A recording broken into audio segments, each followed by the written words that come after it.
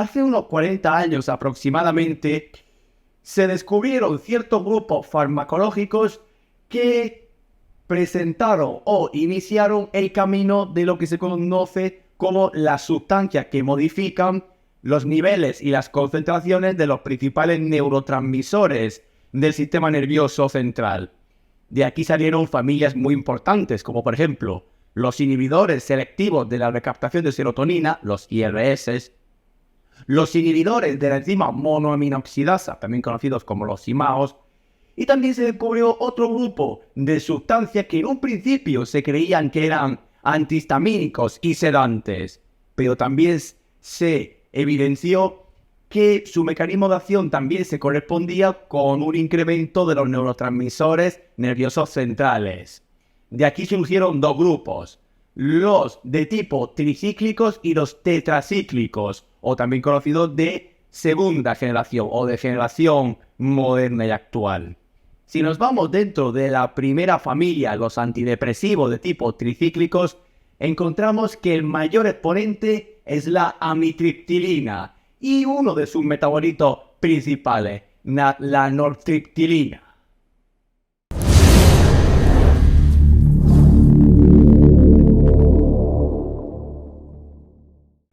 La amitriptilina es un fármaco que pertenece a la familia de los antidepresivos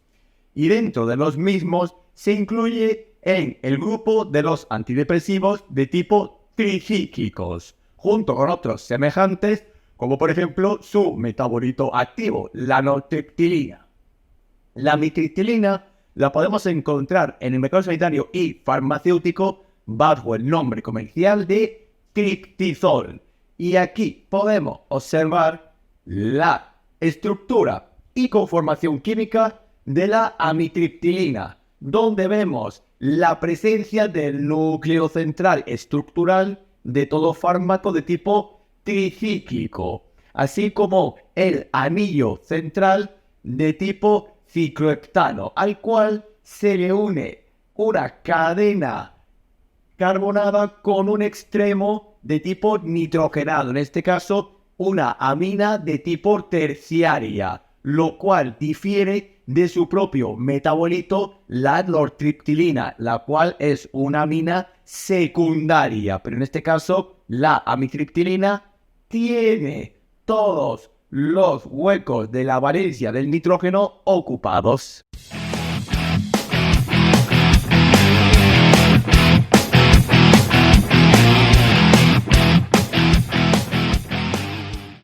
A pesar de que los primeros estudios de los antidepresivos de tipo tricíclicos, como la amitriptilina, tenían un alto poder antihistamínico y sedante, más tarde se descubrió que la amitriptilina, junto con otros semejantes parecidos, se podían utilizar en el tratamiento de la depresión debido al potente mecanismo de acción que veremos en el siguiente apartado. Por lo cual, la amitriptilina actualmente se utiliza en el tratamiento de la depresión, incluso también en aquellas depresiones que están asociadas a otras patologías mentales, como por ejemplo la ansiedad, los trastornos del déficit de atención, los TEDAS, y también en los trastornos bipolares. Incluso la amitriptilina también se utiliza en los trastornos obsesivos compulsivos, como pueden ser las fobias, la anorexia o la bulimia. También la amitriptilina, especialmente en el ámbito pediátrico, se utiliza en la enuresis, es decir, en los pacientes pediátricos que tienen incontinencia urinaria. Y por supuesto, la amitriptilina también se utiliza en el control del dolor de tipo neurógeno, es decir, en las migrañas y en las cefaleas, más especialmente en las de tipo tensionales.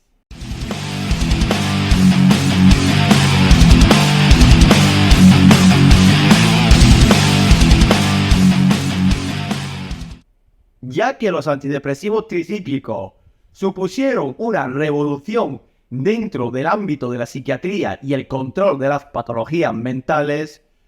pronto se descubrieron o se evidenciaron los principales efectos adversos, por ejemplo, de la amitriptilina, por lo cual la misma está contraindicada en la propia alergia a los antidepresivos, especialmente de tipo tricíclicos, en situaciones isquémicas cardíacas, así como también en la insuficiencia cardíaca, y si el paciente tiene cuadro de arritmogenia o se prevé que pueda tener presencia de arritmias, no se deben de administrar la amitriptilina y cualquier antidepresivo tricíclico con sustancias que tengan más o menos un mecanismo de acción similar, como puede ser con los IMAOs, los inhibidores de la enzima monoaminoxidasa. La amitriptilina no se debería de utilizar en menores de 6 años debido a la falta de evidente ensayo clínico en poblaciones jóvenes de poca edad. Y tampoco se debe de utilizar en pacientes con grado de hepatopatía, ya que se puede agravar el daño hepático en el paciente.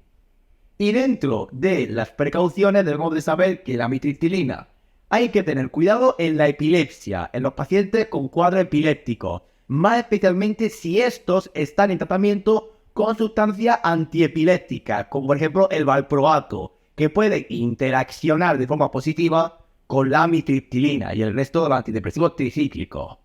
Si el paciente tiene cuadros de hepatopatía o de nefropatía, hay que tener en cuenta exhaustivamente si dan la amitriptilina o no, ya que se pueden agravar estas patologías. La amitriptilina, como veremos en el siguiente apartado, tiene un alto poder anticolinérgico, por lo cual patologías que puedan agravarse por un aumento de la anticolinergia orgánica, como por ejemplo en el glaucoma, en el estreñimiento o en las retenciones urinarias, mucho cuidado con la administración de amitriptilina, ya que se pueden agravar estas enfermedades. De nuevo, repetir el caso de las cardiopatías. Si el paciente ya de por sí tiene cierto grado de afectación cardíaca o se prevé y tiene episodios de arritmias, la amitriptilina puede interaccionar alargando el segmento QT, por lo cual hay que tener mucho cuidado con el historial clínico del paciente en el ámbito cardiológico. Ya que la amitriptilina se administra mucho y se trata mucho dentro del ámbito de psiquiatría, hay que tener cuidado con los pacientes a los cuales les damos la amitriptilina, ya que puede haber un aumento de la ideación suicida, así como también una exacerbación de los efectos adversos, ya que se pueden crear cuadros de dependencia, por lo cual se recomienda siempre utilizar la mínima dosis efectiva de la amitriptilina. Si el paciente tiene menos de 18 años, es decir, juventud, adolescencia, incluso en infancia, mucho cuidado con la amitriptilina, aunque esta se recomienda para el tratamiento de los trastornos de déficit de atención y de hiperactividad, pero de nuevo con la mínima dosis efectiva.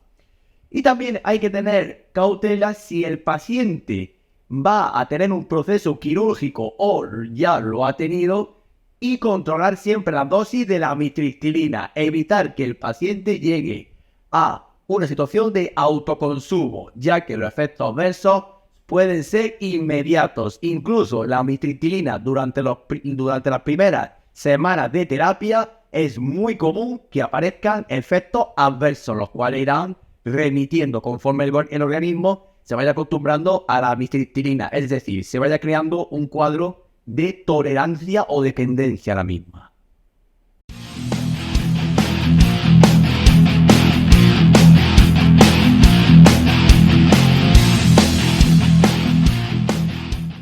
Aunque en un principio, en su descubrimiento, se creía que la amitriptilina tenía un efecto sedante y antihistamínico a nivel del sistema nervioso central, no tardaron en evidenciarse que la amitriptilina tenía un potente poder como inhibidor de la recaptación sináptica de ciertos neurotransmisores, los cuales estaban involucrados en algunos procesos patológicos mentales, como por ejemplo en la depresión, siendo estos la noradrenalina y la serotonina, por lo cual la amitriptilina inhibe la recaptación sináptica de estos neurotransmisores, aumenta la concentración de los mismos en el espacio sináptico y en la transmisión neuronal central. Y a su vez la amitriptilina como la mayoría de los antidepresivos tricíclicos, demostró tener también un efecto anticolinérgico, el cual se asoció a la aparición de la terapia antihistamínica.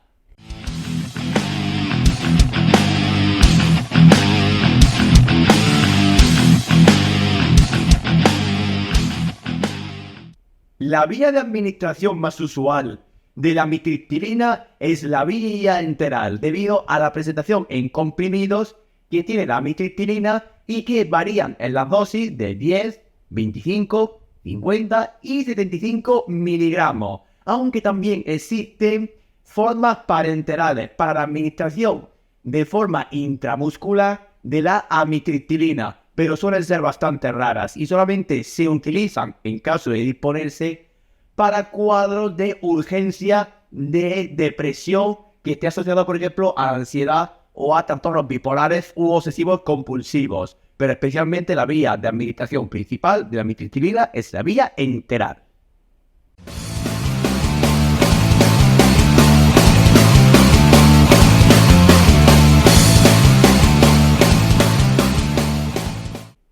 La posología más habitual de la amitriptilina suele ser bastante variada, aunque tenemos que tener en cuenta una característica muy importante de la amitriptilina, y es que, ya que la amitriptilina desde su descubrimiento y puesta en práctica dentro de los ámbitos clínicos, se descubrió que creaba un alto grado de tolerancia y dependencia, así como de efectos adversos, incluso en los primeros estadios de la terapia antidepresiva, se tiene que utilizar la mínima dosis efectiva. Si el paciente lo requiere, se irán subiendo la dosis progresivamente. Pero siempre recordar que la amitriptilina debe usarse la dosis más baja y de ahí ir subiendo si procediese. Por lo cual, en la depresión, la amitriptilina utilizaríamos una dosis de inicio de 25 miligramos cada 12 o 24 horas, incluso comenzando hasta con 10 miligramos si fuera necesario. De ahí seguir con una dosis de mantenimiento, la cual sería la mínima dosis efectiva. Que vemos que el paciente está bien controlado de la depresión con 25 miligramos de forma diaria, ahí se queda. Que vemos que el paciente necesita un empujoncito más para que haya un control efectivo de la depresión, podremos subir a 50 miligramos diarios. Pero siempre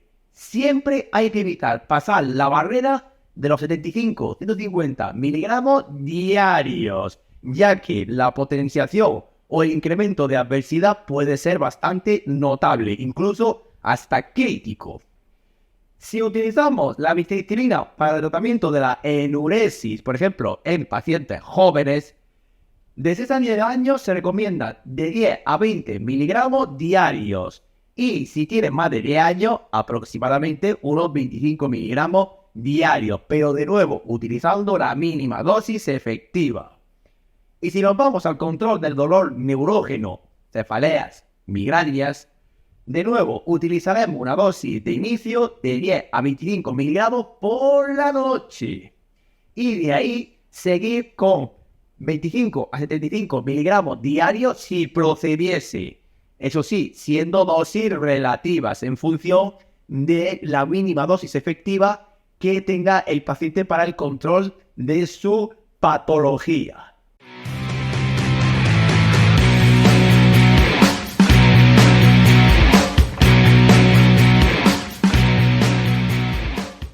Dentro de la compatibilidad e incompatibilidad de la amitriptilina con el resto de la farmacología existente,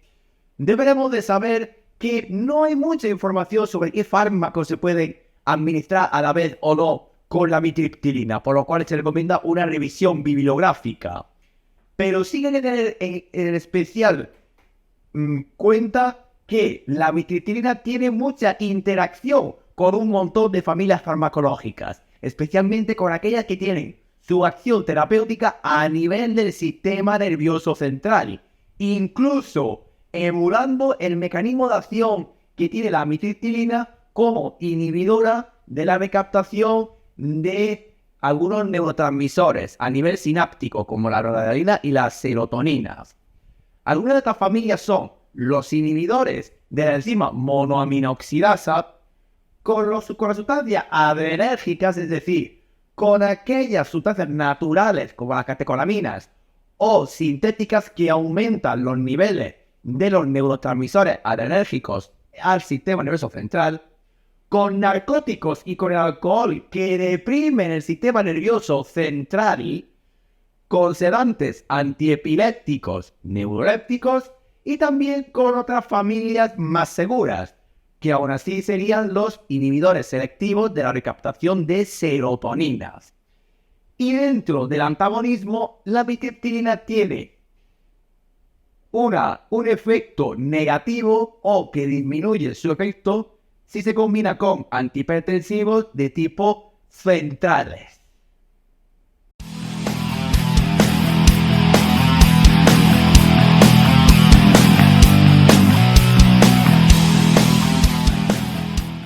Casi como todos los antidepresivos tricíclicos, desde el momento en que se puso en práctica la amitriptilina para el tratamiento de la depresión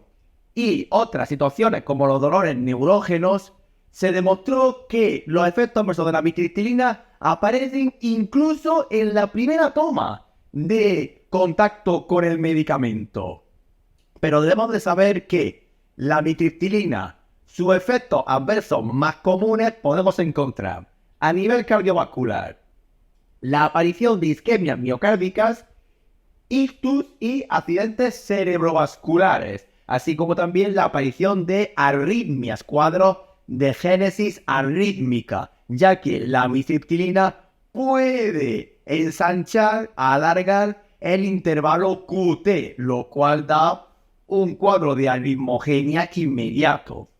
A nivel neurológico pueden aparecer convulsiones, estados de coma, que ya sería en sobredosis de amitriptilina, ataxia, temblores y por supuesto descoordinación, confusión debido a las altas concentraciones de la recaptación sináptica de noradrenalina y de serotonina.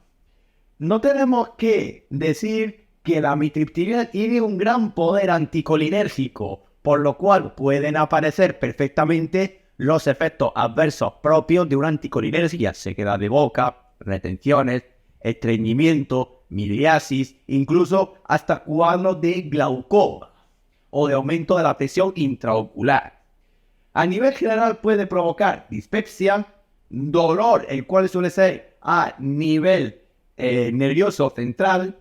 edemas y un aumento de peso, ya que la amitriptilina aumenta el apetito, la sensación, el reflejo del apetito. Y también tenemos que tener en cuenta que la amitriptilina puede crear un síndrome serotoninérgico, especialmente si se combina con otras sustancias, otras familias farmacológicas, que aumentan los niveles de la concentración tanto de noradrenalina y de serotonina, es decir, neurotransmisores a nivel del sistema nervioso central. Y, por supuesto, dentro del embarazo y la lactancia, la amitriptilina tiene categoría C, es decir, se puede administrar, pero siempre valorando el beneficio en contra del riesgo en la gestación y durante la lactancia. Y en esta última es preferible no utilizar la amitriptilina, ya que en el lactante la amitriptilina puede crear tolerancia, así como efectos adversos, incluso hasta la aparición de síndromes serotoninérgicos y cuadros anticolinérgicos.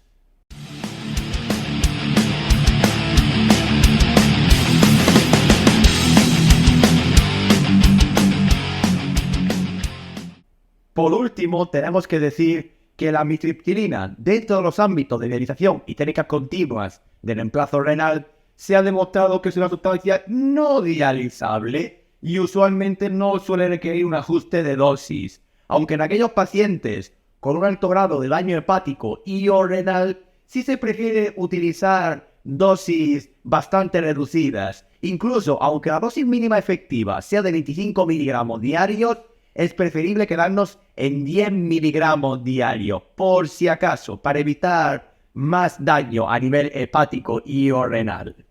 De nuevo decir que la amitriptilina hay que tener un control muy exhaustivo de la dosis, ya que pueden darse perfectamente situaciones de autoconsumo. El paciente se administra a sí mismo la dosis de amitriptilina, tanto de forma voluntaria como involuntaria, y eso puede acarrear un aumento de la adversidad incluso a niveles críticos, como el coma o la muerte.